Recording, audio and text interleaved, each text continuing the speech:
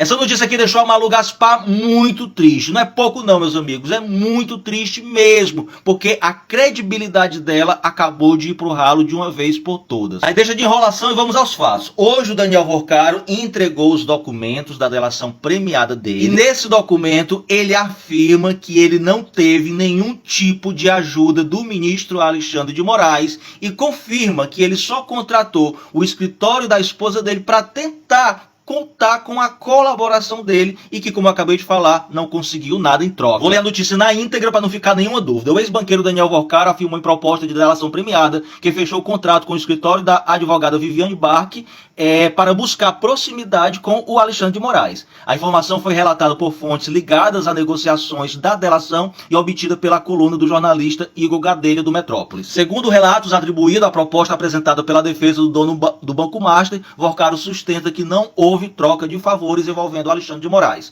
O Vorcaro também teria afirmado que o contrato firmado com a esposa do Moraes, no valor de 129 milhões, que nem era esse valor todo, não foi o contrato maior celebrado pelo banco. Lembrando que o contrato vigorou entre fevereiro de 2024 e novembro de 2025, sendo encerrado após a liquidação do Banco Master. O escritório da esposa do Alexandre de Moraes confirmou o vínculo contratual e informou ter realizado 94 reuniões de trabalho, totalizando 267 horas de atuação. Aí você pode até me questionar, mas Flávio, quem garante que o Daniel Vorcaro não está mentindo para preservar, para poupar o ministro Alexandre de Moraes? A resposta é bem simples, meus amigos, porque a primeira proposta de delação premiada que o Daniel Vorcaro fez para a PGR e para a PF foi rejeitada por esses dois órgãos, exatamente porque não trazia nada de novo, não trazia nenhuma informação nova a qual a Polícia Federal já não soubesse por conta do acesso às mensagens apagadas do celular dele. Portanto, se essa informação prestada por ele nessa última versão da proposta de delação fosse falsa, a PGR e a PF também não teria aceitado essa proposta. E outra coisa, meus amigos, informação importante, tá? O ministro André Mendonça, que é o relator desse caso, ele informou que essa delação só será aceita se o Daniel Vorcaro devolver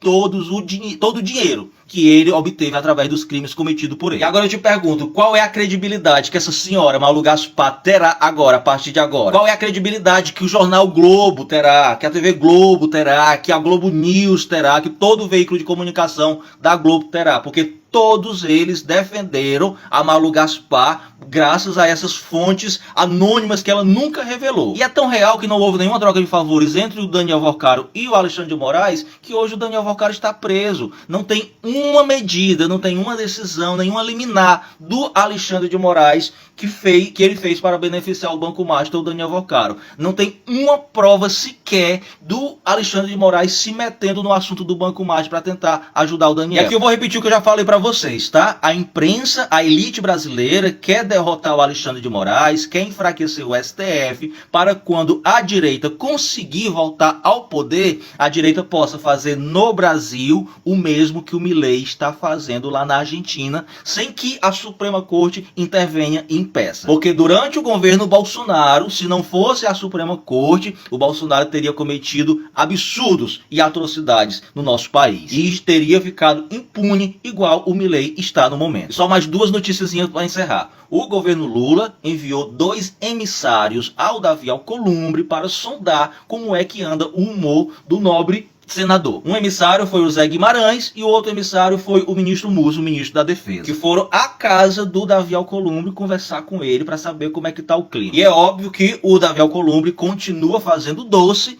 e disse mais. Ele foi questionado por um jornalista como é que ficaria, o que é que ele esperaria de resposta do governo diante do que ele fez semana passada. Sabe o que ele respondeu? Não tenho que esperar nada do governo. Tarefa de casa, complete o ditado nos comentários. Quem muito se abaixa, mostra os